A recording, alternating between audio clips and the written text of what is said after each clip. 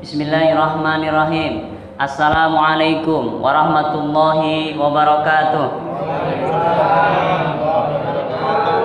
Allahumma salli ala Muhammad. Allahumma salli ala Muhammad. Allahumma salli ala sayyidina wa maulana Muhammad.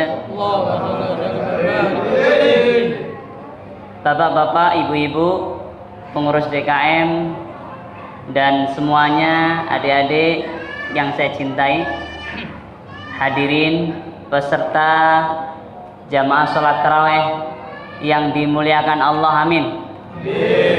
Semoga kita kelak Allah takdirkan bertemu kembali di surganya Allah, amin ya rabbal alamin.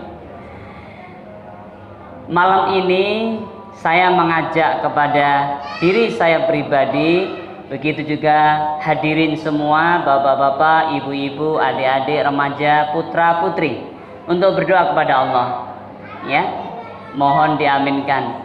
Ya Allah, berikanlah kekuatan pada kami. Amin. Nanti puasa Syawal setelah Ramadan. Amin. Ya Allah, berikanlah kekuatan pada kami. Amin. Agar bisa istiqomah puasa Senin Kemis setelah puasa Syawal nanti. Amin ya rabbal alamin. Doa sudah kita panjatkan. Kira-kira siap akan menjalankan? Siap. Masya Allah, luar biasa. Kalau siapnya kenceng berarti sudah selesai ini. Ya. Bapak Ibu hadirin yang dimuliakan Allah. Pada tahun 2016, sekarang 2023, ada seorang dokter Jepang namanya Yoshinori Ohsumi. Nah, agak sulit namanya ya. Kenapa nama itu saya sebut?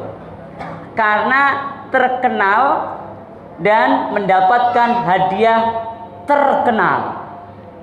Hadiahnya paling hebat, prestisius di dunia ini, namanya hadiah Nobel.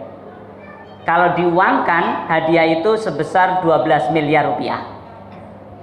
Hadiah Nobel ini panjang kisahnya, nanti bapak ibu adik-adik bisa download di internet ya, apa sebenarnya. Namun malam ini saya sampaikan bahwa dokter Jepang ini menemukan teori yang kemudian disebut dengan autophagy. Apa artinya? Memakan diri sendiri. Dokter ini melakukan penelitian bahwa di dalam tubuh manusia ini terdapat sel-sel banyak sekali. Jadi kita yang cantik, yang ganteng, yang jelek, yang enggak cantik, atau siapa saja, setiap makhluk hidup terutama manusia terdiri dari sel-sel di tubuhnya. Dan sel-sel yang ada di tubuh kita ini setiap saat ada yang mati. Dan sel-sel yang mati tersebut kalau menumpuk akan menjadi penyakit. Salah satunya yang berbahaya, sel-sel yang diakibatkan dari virus-virus dan bakteri-bakteri. Apa akibatnya? Akan bisa menjadi penyakit-penyakit berbahaya seperti kanker. Apa Bu? Pak? Kanker. Ya, ini bukan kantong kering ya. Kanker, penyakit yang merupakan penyakit ganas dan tidak ada obatnya. Kalau di kemo itu hanya mengurangi kekuatan penyakit, bukan membunuh penyakit. Lalu apa yang dilakukan oleh dokter ini? Dokter ini meneliti. Apa yang beliau lakukan? Orang yang hidup, manusia ini disuruh puasa. Apa puasanya? Puasanya tidak makan, tidak minum selama 8 jam minimal, maksimalnya 16 jam. Ini bukan agama Pak. Dia orang Jepang, agamanya bukan Islam, tidak tahu aturan-aturan Islam kayak kita ya. Dia teliti, dia periksa, ternyata apa? Orang-orang yang berpuasa 8 jam, di terapi disuruh puasa 8 jam, minimal maksimal 16 jam, itu akan muncul sebuah protein yang namanya autophagisome. Apa tugasnya protein ini? Protein ini tugasnya adalah memakan sel-sel yang mati. Alhamdulillah. Masya Allah. Sel-sel yang mati dimakan sama protein ini. Sehingga kesimpulannya, kalau orang ingin sehat, kata dokter ini, maka dalam 1 minggu dia harus puasa 2-3 hari. Dalam 1 minggu. Nah, udah mulai kebaca nih arahnya. Dalam 1 minggu dia harus puasa 2-3 hari kalau ingin sehat. Ini menurut orang Jepang. Dokter, ahli fisiologi. Apa itu? Nanti download di internet. Ahli kedokteran. Ya, menyarankan setiap orang yang mau sehat harus, bukan boleh atau tidak, harus puasa 2 atau 3 hari. Jadi kalau 1 bulan, kalau 2 harian, maka 8 hari puasa. Puasanya seperti apa? 8 jam tidak makan, tidak minum, minimal, sampai 16 jam maksimal. Saya punya mahasiswa yang non muslim, saya tanya, ada puasa di Katolik? Ada Pak? Puasanya gimana? Ya tidak makan daging.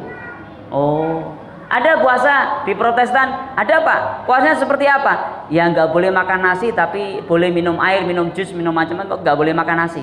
Oh begitu. Nah ternyata bedanya dengan orang Islam. Orang Islam puasanya nggak makan, tidak minum dari sahur sampai maghrib. Kalau dihitung kurang lebih 12 jaman di Indonesia. Di negara-negara lain bisa jadi lebih panjang Pak.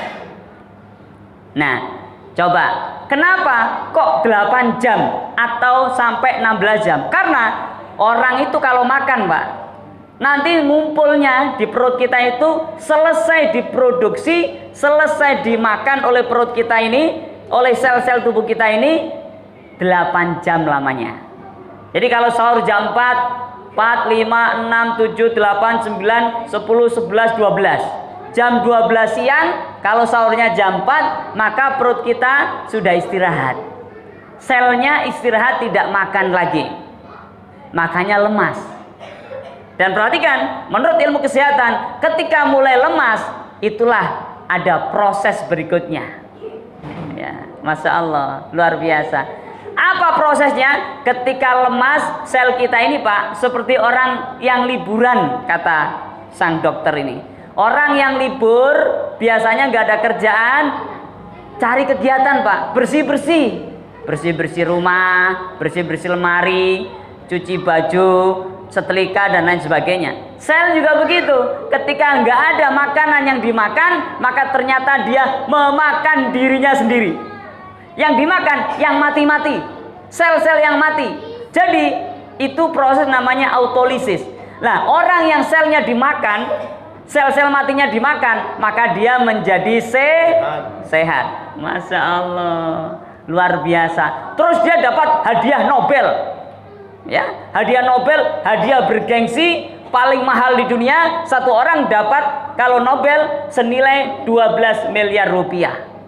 Hanya kesimpulannya apa? Orang kalau ingin sehat, puasa 1 minggu 2 atau 3 kali. Berarti 1 bulan kurang lebih 8 hari dia puasa.